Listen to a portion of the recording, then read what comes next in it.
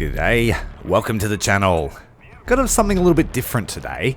I had an interesting fight against a HMS Vega in my USS Cyclone, and the enemy captain wasn't very happy and he sort of sledged naval a little bit, and I got my back up and I thought, no mate, you're wrong. And so we had a bit of a discussion, which you can see up on screen now, and I was trying to explain to him that I survived for a reason. And his argument was that he should have been able to kill me quite easily. Now, the USS Cyclone sort of does have a bit of a reputation of being a fairly strong ship and very resilient under fire. And I use that to my advantage, and I pick on destroyers a bit. I try to outsail them, so to speak. And you'll see this battle play out a little bit, and I'd like to know your thoughts. Is damage models in Warthunder broken and shit, or is it balanced? I think that it's balanced. I think that if you've got some skill, you can survive in Warthunder Naval, and that gives you a lot of player agency. Now, fighting destroyers in the USS Cyclone is a little bit of an exercise in futility, and it really is just a harasser. You are a coastal patrol craft, and you're not going to do a lot of damage, but you can get lucky. And so now we're seeing the fight play out with HMS Vega, and the first thing that I'm trying to do is dodge and weave, because I've noticed he's using high explosive shells. So they are fairly easy to dodge the damage, so to speak. Now I wasn't actually recording voiceover when I played this, I was just playing it for some relaxation. So my first goal here was to take out his main weapons and get close. And fairly lucky, I've managed to block a few of his shots, and I've taken a hit to the front gun. But now as we get closer, you notice that he starts to struggle with the convergence of his weapons. He does the right thing here and deploys a depth charge, which is what you should do if a coastal craft is getting close to your large warship and you're having trouble with gunnery. Now I'm trying to get behind him here to take advantage of his gun traverse speed and to get underneath his weapons. The Bushmaster's APDS does have a lot of penetration, but it has not much in the way of post penetration, so all I can hope to do is really chip away at his crew. And I make a bit of a fatal flaw here, because I get distracted trying to call in an airstrike or an artillery strike, and he'd take a devastating hit to my bridge. And so now I've moved to focus to take out this weapon.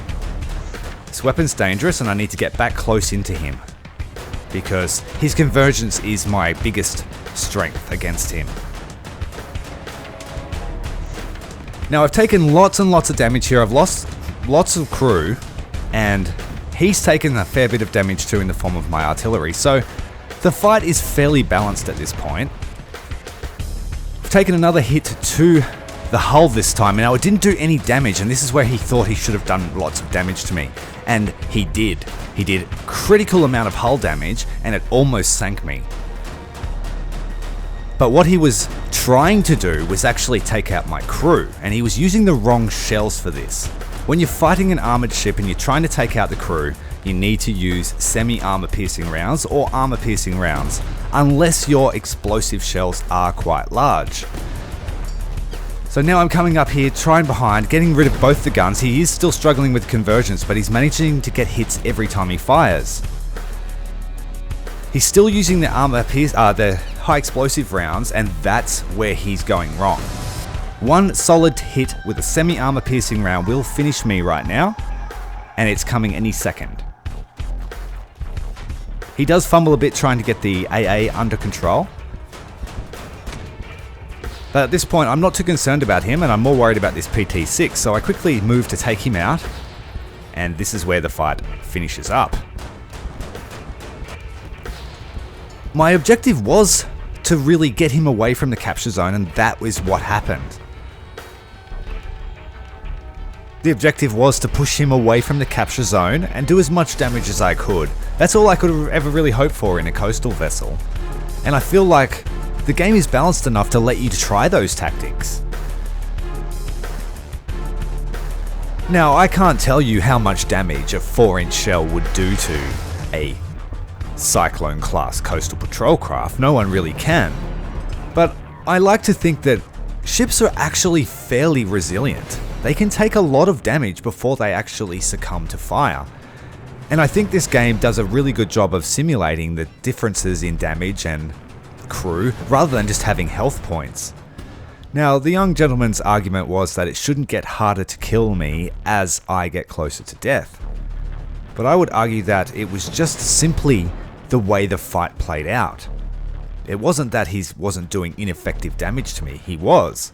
He just wasn't aware of the tactics that he was using against me and what effect they were having on the fight. Here, when I took that shot to the bridge, this was almost game over for me. I took down to 23% crew. Anyway, those are some thoughts. I think that the damage models are fairly balanced. There are some ships that are outliers and they should be more survivable than they are, and vice versa. Some speaking for some of the frigates especially. Some are almost invulnerable, others are very, very squishy. But in terms of a destroyer versus a coastal craft fight, I feel like this is the peak fun of War Thunder, and anyone that says that it's not is, I think, a little bit wrong. Anyway, that's me for today. If you've enjoyed the video, leave a like, make sure to give me your thoughts down below, and I will see you tomorrow. Commander Tyrael, out.